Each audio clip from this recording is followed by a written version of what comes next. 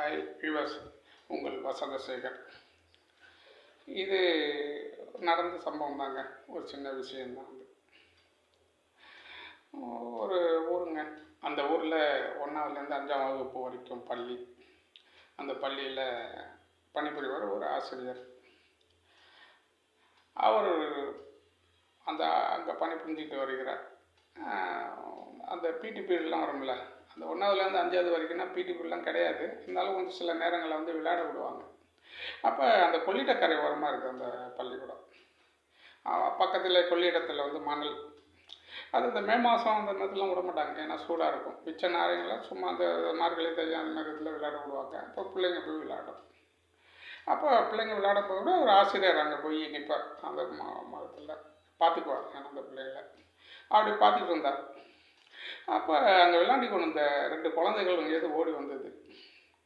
ஓடி வந்து 2 சிலைகள், சின்ன சின்ன சிலைகள். அப்படியே எப்படின்னாக்கா மரப்பாச்சிலாம் இருக்கும்ல, மரத்தால் செய்யப்பட்ட கட்டை, அது மாதிரி தூக்கிறதுக்கு வெயிட்டாக இருக்குது. அந்த 2 குழந்தைகளும் வந்து கொடுக்குது, சார் இதுமாரி இது இங்கே மணலில் இருக்குது தான் விளையாடும்போது பார்த்தோம். எடுத்து பார்த்தாக்கா 2 சின்ன சிலைகள், அம்மன் சிலைகள். ஒரு 1/2 அடி அதுமாரி தான் சிலை, ரொம்ப உயரமானலாம் கிடையாது. 1/2 அடி சிலை தான் 2 சிலையும். சரி வாங்கி வச்சுக்கிட்டார். வச்சுக்கிட்டு சரி போங்க போய் விளையாடுங்கன்னு பார்த்துக்கலாம். அது பாட்டுக்கு விளையாட போயிடுச்சுங்க. விளையாட்டு வந்து இவர் பார்த்து யார்கிட்டும் சொல்லலை போல். அப்படியே எடுத்துகிட்டு வந்துட்டார் வீட்டுக்கு.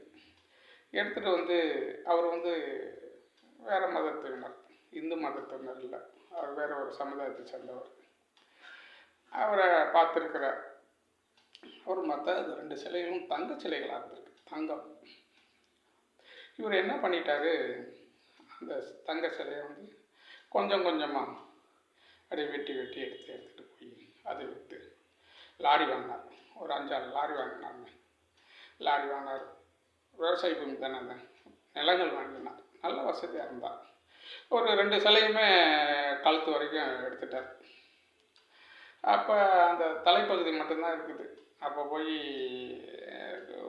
கேட்குறார், இதுமாரி இருக்குது. சில சொல்லுவாங்களே, சும்மா சொல்லாமல் இதுமாரி இருக்குது அப்படின்னு பண்ணும்போது ஒருத்தர் சொல்கிறார், அப்படி எங்கள் சொந்தக்காரன் ஒருத்தர் இருக்காரு, அப்படி இருந்தார் ஏதோ ஒன்று கதை சொல்லி அவர்கிட்ட சொன்னோன்னா அவர் அது வந்து வாங்குறார். அவர் வந்து இந்து சமயத்தை சேர்ந்தவர். அவர்கிட்ட வந்து பேசும்போது அவர் சொல்கிறார், அந்த தலையெல்லாம் அழிக்கக்கூடாது, அழிச்சா குடும்பமே அழிஞ்சு போகும் அப்படின்னு சொல்கிறார். சரின்ட்டு இவர் கொஞ்ச நாள் வச்சு பார்க்குறாரு. இருந்தாலும் அவருக்கு அந்த ஒரு இது கிடையாது இல்லை, அந்த இன்னொரு மதத்திலுடையது, அதுக்கு என்ன பண்ண போகுதுன்னு சொல்லிட்டு அதையும் வந்து அழிச்சு விற்றுறார். விற்று சில மாதங்கள் இருந்துச்சுங்க. லாரி ஆக்சிடென்ட் ஆயிடுச்சு. அங்கேயே லாரிலாம் ரிப்பேர் ஆகி போகுது. மறுபடியும் அப்படியே கடன் சுமை அதிகமாகுது. லாரியெல்லாம் விற்கிறாரு, பயக்காட்டெல்லாம் விற்கிறாரு. ஆனால் ஆசிரியர் வேலை போயிட்டு தான் இருக்கார். ஆசிரியர் அந்ததில் எந்த ஒரு பிரச்சனை இல்லை, போயிட்டு வந்துட்டு இருக்காரு. அப்படி கொஞ்சம் கொஞ்சமாக குறைஞ்சி ரொம்ப ஒரு ஏழ்மை நிலை மாதிரி, அந்த மதம் இருந்தாலும் சாதாரணமாக இருந்தாலும் அந்த நிலைமைக்கு வந்துட்டாருங்க.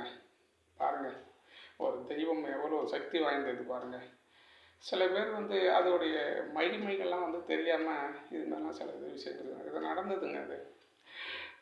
அதுக்கப்புறம் அவரெல்லாம் இப்போ இங்கே இல்லை. அதெல்லாம் இது நடந்து ஒரு 78 ஒரு 78 80 அந்த ஆண்டுகளில் நடைபெற்றது தான். நல்லா வசதியாக இருந்தாங்க. கண்ணுக்கு தெரிஞ்சு அப்படியே ரொம்ப ஒரு நல்ல நிலைமையில் இருந்துட்டு ஏழ்மை நிலைமைக்கு வரும்போது அது யாராலும் ஒத்துக்க முடியாதுல்ல, அதுமாரி. அப்புறம் அவரே உணர்ந்துட்டார்.